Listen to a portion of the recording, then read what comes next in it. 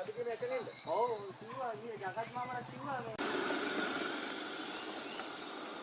ගියා හරි. කිව්වා ගානක් කිව්වද? ඔව් ගාන. ඔය ඉන්නේ එනම් මේ පාලම මේ ගොඩක් ආබාධයක්ෙන් තියෙන මේක හදාගුවේ මේ මිනිස්සුන්ගේ ශ්‍රමයෙන් ගමේ මිනිස්සුන් ශ්‍රමයෙන් හැදුවේ කිසිම රජයකින් මේකට පිළියමක් යෙදුවේ නැහැ.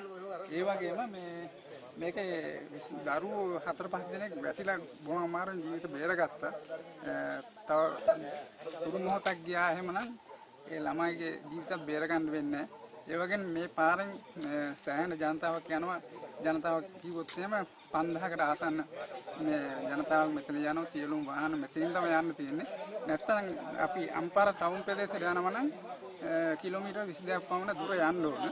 ගෙවාගෙන මේ පාලම් බලධාරීන්ට කියන්නේ මේ රජයෙන්වත් මේක හදලා දෙන්න කියලා තමයි ඉල්ලන්නේ. සම්පූර්ණ දිල්ල හොදන් ගිහලා තියෙන්නේ. තව සතියක් දෙකක් යනකොට මේ කඩාම් වැටෙන්න ඕන මෙන්න. කොහොම හරි දැන් මේ පවතින ආණ්ඩුව හරි මේ වගේ දෙයක් හදලා මේ පාලම දාලා මේ අල්ලපු ගමට යන්න එන්නයි ඒ අයට මේ ගමට එන්නයි ඉස්කෝලේට යන්න එන්නයි පුළුවන් තරම් ඉක්මනින් මේ පාලම හදලා දෙන්න කියලා තමයි අපි ඉල්ලා සිටින්නේ. කොහෙන්ද දෙන්නේ? මේ අල්ලපු ගමේ. ඉතින් ඒ ගමේ ඉඳලා මේ ගමට අපිට යන්න නැහැ. ඒ ගමේ අයට මෙහෙට එන්න නැහැ. යනවා නම් යන්න ඕන රවුමේ එන්න ඕන. නැත්නම් මේ පැත්තේ රවුමෙන් එන්න ඕන. කිලෝමීටර් ගාණක්. 26ක්. කිලෝමීටර් 26ක්. අපි ඇත්තටම බලාපොරොත්තු වෙනවා මේ ආණ්ඩුවෙන්වත් මේ පාලම ඉක්මනට හදලා දෙයි කියලා. ඒ බලාපොරොත්තුෙන් අපි තාම පසු වෙන්නේ. හරි. මම ආණ්ඩුවෙන් කියනවා මේ පාර හදන්න ආරේ මේ කියලා. දාය මහත්තයාමත් ඒ කාලේ ආවා. බොරුවල මිනිස්සු අර කඩේ අරනවා වගේ වැඩක් කරන්නේ. මම නම් හිතන්නේ මේක මිනිස්සුන්ට යන්න දෙන්න බෑ. ලෙඩෙක් කරා යනකොට මගදී ලෙඩා මරනවා පාරේ යන්න බෑනේ. ගම් අතුරු ගාන කාට මුළු යායම යටලා තියෙන්නේ.